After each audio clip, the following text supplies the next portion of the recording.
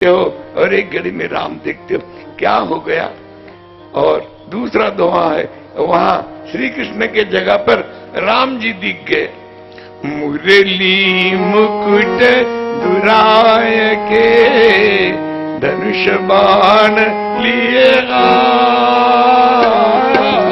मुरली मुकुट दुराय के धनुष बाण अपने जन के कारण श्री कृष्ण भय रघुनाथ, श्री राधे कृष्ण भय रघुनाथ।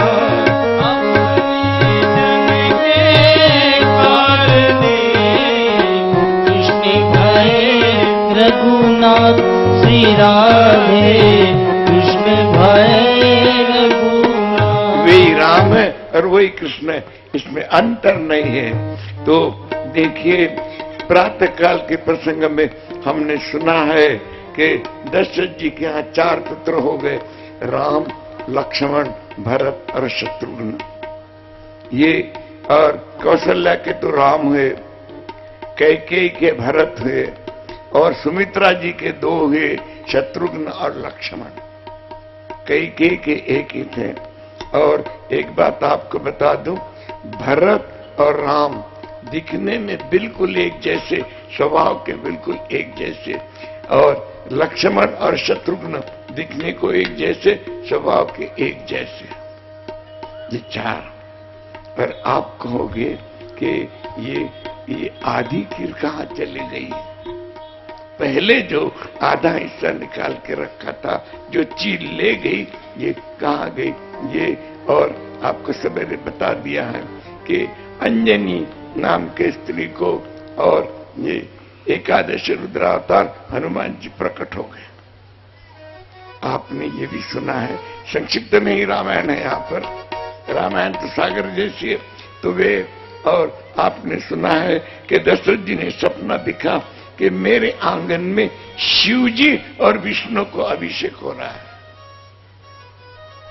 2 ही भगवान का नाम दिया है कि शिव जी और विष्णु को अभिषेक हो रहा, और वैकुंठ से तेजोमय वलय आया और वे कौशल्या के उदर में ही प्रविष्ट हो गया, और कोई के उदर में प्रविष्ट ऐसा नहीं हुआ। तो ये जो चारों जो थे, ये विष्णु के अवतार हैं, और वो एक जो है वो आधा हिस्सा वो शिव जी का अवतार है, याद रखो।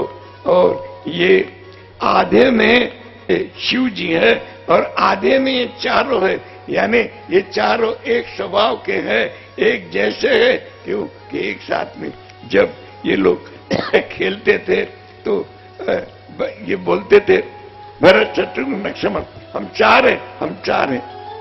राम जी कहते थे हम 4 नहीं है, हम 5 है। आपको मालूम है। और श्री राम पंचायत में कौन कौन रहता है?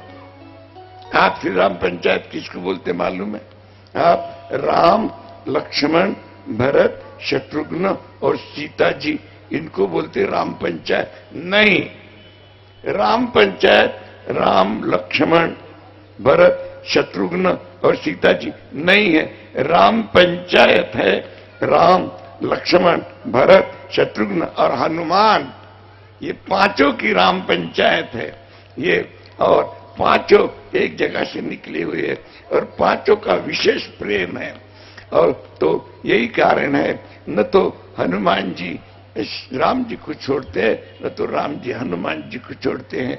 क्यों कि शास्त्र में वचन है, शिव से हृदय विष्णु, विष्णु से हृदय शिव, दोनों एक दूसरे का हृदय है। तो और दशरथ जी ने इनका नामकरण कर दिया। कौशल्या को जो हुए उनका नाम राम रखा, और सुमित्रा को हुए लक्ष्मण, कैकेयी को हुए भरत, और सुमित्रा को 2 हो गए, उनका नाम शत्रुघ्न। राम, लक्ष्मण, भरत, शत्रुघ्न ये नाम रखा। चारों भाई साथ में खेलते थे, साथ में सोते थे, उठते थे, बैठते थे, खाते थे, पीते थे। और त्रिलोकी में पता चला कि 4 और दशरथ जी के यहां प्रत्यक्ष पर ब्रह्म का प्राकट्य हो गया है और वे दर्शन करने के लिए और किसी किसी बहाने से सब कोई आने लगे। विश्वामित्र जी ने भी सोचा कि चलो मैं भी जाके उनके सगुण साकार रूप का दर्शन करके राम और लक्ष्मण को मेरी यज्ञ की रक्षा करने के लिए ले आऊंगा। क्यों जी? लोग पूछते हैं कि राम जी जब प्रकट हुए तभी विश्वामित्र के यज्ञ हुए, उसके पहले विश्वामित्र के यज्ञ हुए नहीं, कई यज्ञ हो गए। तो फिर वहां रक्षा किसने की? राम ने रक्षा की, लेकिन निर्गुण राम ने रक्षा की। अब यही सगुण राम बन के आए तो निर्गुण की तो रक्षा हो गई, अब सगुण को भी ले आऊं, इसलिए वो विश्वामित्र आ गए। रामायण संक्षिप्त में हम आपको संक्षिप्त में ही बताएंगे। तो वे आ गए। दशरथ जी ने विश्वामित्र जी का स्वागत किया कि आइए, और दशरथ जी ने कहा कि गुरुदेव आप पधारे, बड़ी कृपा हो गई और आप आज्ञा करिए कि मैं आपकी क्या सेवा करूं। देखो, विश्वामित्र जी को ये पूछा नहीं कि किस काम के लिए आए हो, क्या है।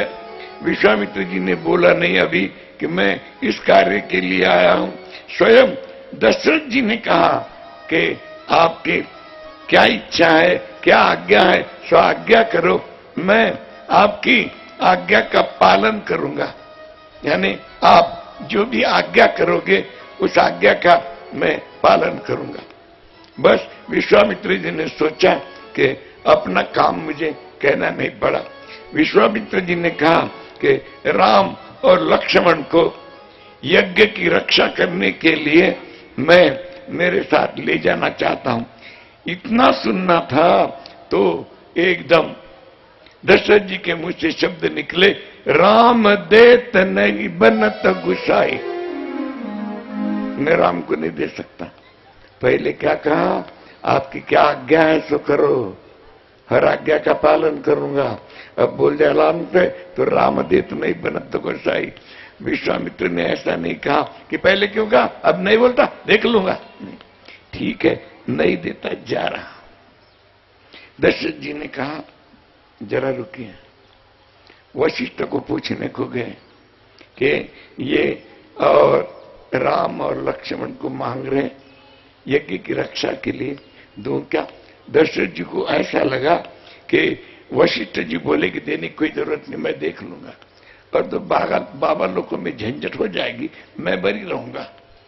लेकिन बाबा लोग बड़े होशियार होते हैं, स्वयं पर कोई झंझट नहीं लेते बाबा लोग, कभी लेते नहीं। तो और वशिष्ठ जी ने कह दिया कि दोनों को दे दो। तो मुनिया तो सूख गई, लटक गया।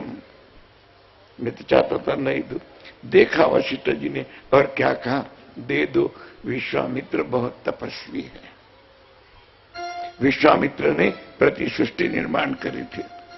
देखिए, ब्रह्मा जी ने जो सृष्टि निर्माण करी वो भगवान की आज्ञा से निर्माण करी, और विश्वामित्र की सृष्टि वे स्वयं संकल्पित सृष्टि थी उनके।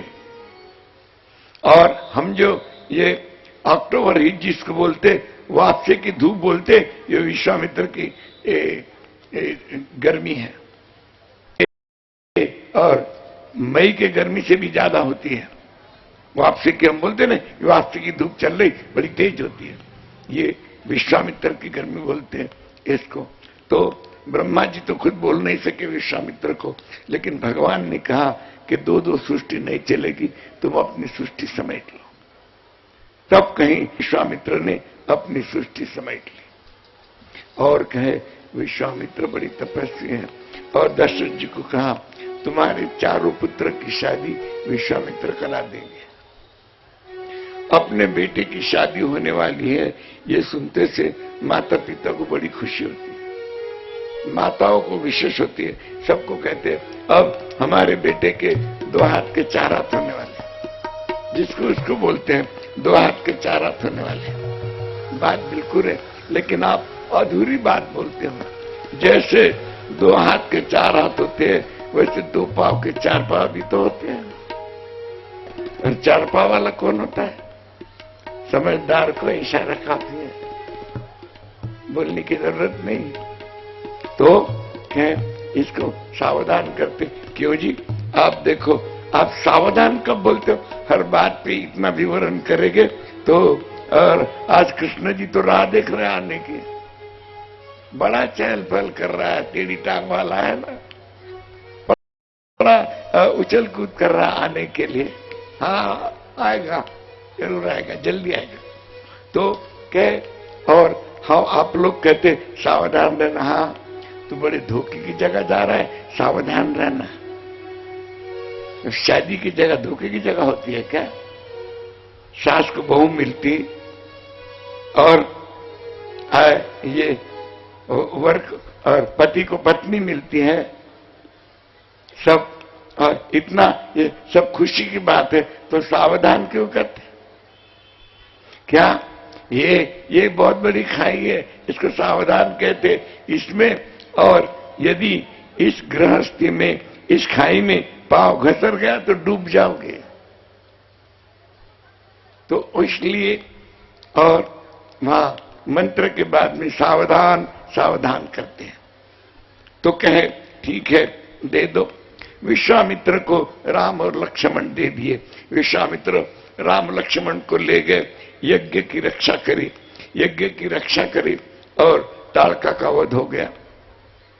और उसी समय जनक जी के यहां से इनके यहां एक निमंत्रण पत्रिका आई। जनक जी की कन्या जानकी का स्वयंवर होने जा रहा था।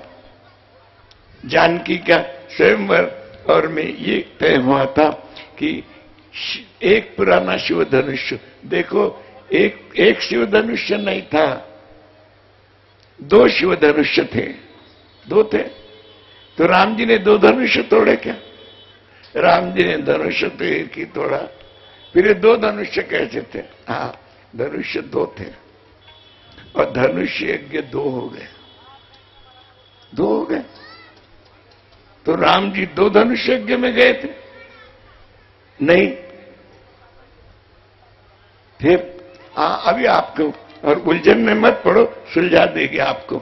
तो और दो धनुष और परशुराम जी के साथ में दे दिए थे, उन्होंने लाके रखा था और उन्होंने उनको बोल दिया था कि भगवान के सिवा ये दोनों को कोई तोड़ेगा नहीं।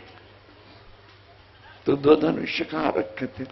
और जनक जी के यहां तो एक ही धनुष्य था और दूसरा धनुष्य कहां रखा? मथुरा में उग्रसेन के पास रखा था।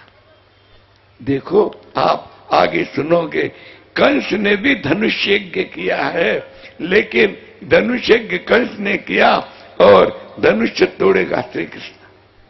कैसा?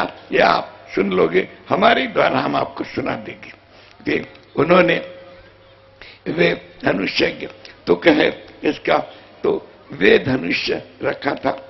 जानकी छोटी सी बच्ची थी तब वे धनुष्य का घोड़ा करके घूमती थी, जैसे बच्चे लकड़ी का घोड़ा करते हैं ना, दोनों तरफ से पांव डाल के हट घोड़ा ऐसे इधर, वैसा।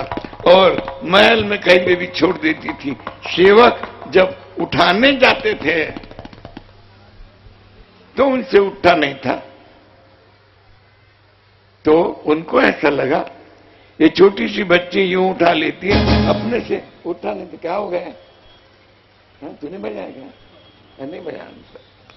छोटी सी बच्ची ये और उठा लेती, अपने से उठता नहीं है, ऐसा क्या उसमें? हाँ? और सेवक उठाने जाते, उठता नहीं था। जनक जी को भी बड़ा अचंभा लगता था कि ये उठता क्यों नहीं, ऐसा क्या है उसमें? एक बार जनक जी ने भी कोशिश किया, जब कोई सामने नहीं था और पड़ा था, तब जनक जी उठाने को गए, नहीं उठा। अचंभा लगा करके, और ये उन्होंने निश्चय कर लिया कि इस धनुष्य को जो प्रत्यंचा लगाएगा, प्रत्यंचा ने धनुष्य को जो डोरी होती है उसको प्रत्यंचा बोलते हैं, और जो प्रत्यंचा लगाएगा उसको जानकी दी जाएगी। तो करके और वे बड़े बड़े ऋषि मुनियों को बुलाया था, बड़े बड़े बलवान राजा लोग आए थे। विश्वामित्र ऋषि मुनियों को तो आशीर्वाद देने के लिए बुलाया था। और वे विश्वामित्र ने राम जी से कहा कि चलो जनकपुरी जाना है। राम जी ने जरा भी किंतु परंतु नहीं की कि हमें तो घर में बोल के नहीं आया, कुछ नहीं, ठीक है अब गुरु की आज्ञा हो गई, जाने लगे। जाते जाते रास्ते में एक पुराना आश्रम दिखा। यदि नई कोई बस्ती में आप जाओ और आपको यदि कोई पुरानी वास्तु वहां पे दिखाई देती तो आप वहां के लोगों को पूछते हो यहाँ क्या था, वे बताते। वैसा राम जी ने पूछा, जो वास्तु दिखाई दे रही थी और वे उसके तरफ देख के बड़ी प्रसन्नता लगती थी। तो राम जी ने पूछा विश्वामित्र को कि ये और यहाँ देखने के बाद में बड़ा अच्छा लगता है, क्या है? वो जो वास्तु थी, वो जो कुटिया थी, उसको दरवाजा वरवाजा नहीं था, एक चौखट लगी थी, लेकिन कोई पशु पक्षी प्राणी झिंगुर कोई अंदर नहीं जाता था उसमें। तब राम जी ने जब पूछा तब विश्वामित्र ने कहा कि गौतम पत्नी अहिल्या यहां पर तपस्या कर रही है। याद रखो, अहिल्या पत्थर वत्थर नहीं बनी थी। और के वाल्मीकि रामायण पढ़ना आपने, देखो कोई भी ग्रंथ पढ़ते समय जरा और किताबों से का और डिटेक्टिव जैसा नहीं पढ़ना चाहिए, नॉवेल से का यानी कादम्बरी से का नहीं पढ़नी चाहिए, उसके अंदर प्रवेश करनी चाहिए, तब आपको पता चलेगा कि रहस्य कितना है। तो उसमें तो वे और शाप ऐसा था कि शिला सहारे तू तपस्या करते बैठ, तू शिला बन जा, पत्थर, ये नहीं शाप दिया था, शिला सहारे। और पत्थर बना के क्या करते थे कि कोई भी महात्मा, और वे उनकी पत्नी थी, उनको उनकी जान थोड़ी लेनी थी, प्रायश्चित्त देना था केवल। तो के प्रायश्चित्त, तपस्या तो प्रायश्चित, तपस्या से प्रायश्चित्त होता है। तो शिला सहारे तपस्या, शिला सहारे जैसे हम इसके सहारे बैठे हैं, शिला सहारे बैठना, यहां ऊपर मत बैठना ऐसा। तो वहां पर जब अंदर जाना है, उस कुटिया में कोई झिंगुर नहीं जाता था, कुछ नहीं। वाल्मीकि का शाप था, ये इनका गौतम ऋषि का शाप था कि तू शिला सहारे। और एक दिशा यदि वे पत्थर बनती थी तो कोई भी प्राणी जीव जंतु जा सकता था, लेकिन वहां झिंगुर नहीं जाता था, मच्छर नहीं, मक्खी नहीं, चिपकली नहीं, कुत्ता नहीं, बिल्ली नहीं, कोई नहीं। क्यों तो बैठी थी वहां करके सारे जीवाणुओं को भी शाप दिया था कि जो भी जीवाणु अंदर प्रवेश करेगा तुरंत उसकी मृत्यु हो जाएगी। करके विश्वामित्र जी ने पहले राम को भेजा। राम जीव नहीं है, राम शिव है करके शिव को पहले घुसा दिया और बाद में स्वयं घुसे। विश्वामित्र भी उसमें नहीं घुसे, पहले थे तो तपस्वी, लेकिन नहीं, राम को घुसा दिया पहले। तो वे चलो वहां गए। और क्यों जी, राम जी ने अहिल्या को पांव लगाया। यदि राम अहिल्या को पांव लगाते तो राम को मर्यादा पुरुषोत्तम बोले क्या? सोचा, राम का अवतार काय के लिए है? परित्राणाय साधुनाम विनाशाय च दुष्कृताम धर्म संस्थापनार्थाय। अहिल्या कौन थी? गौतम ऋषि की पत्नी थी, तपस्वी थी, ब्राह्मण थी। राम पांव लगाएंगे? आप कृष्ण लीला में सोचो, देखोगे कि खेल खेल में भी ब्राह्मण के बालों को कृष्ण पांव नहीं लगाते। घोड़ी घोड़ी करके जब खड़े होते तो मधुमंगल को नहीं बनने देते घोड़ी कि तू नीचे खड़ा रहे, कि पांव नहीं पड़े उस पर। इतना ब्राह्मणों का भगवान आदर करते हैं। तो यहां राम पांव लगाएंगे कि उठ करके? नहीं, राम जी शिला पर जाकर खड़े हो गए, ऊपर जहां गौतम ऋषि बैठते थे और वहां पर ये अहिल्या बैठी थी। तो राम जी ने पांव लगाया। अरे वहां पे तो और आंधी से आ रही थी, हवा आ रही थी, और भगवान के चरण की धूली उड़ी और उस पर जाके पड़ी और उठ के खड़ी हो गई। भगवान के चरण धूली में चेतन को जड़ को चेतन बनाने की शक्ति है। देखिए, यदि आप मराठी जानते हो, जानते तो सभी हैं, तो ये रामदास स्वामी ने मनाचे श्लोक में क्या लिखा है।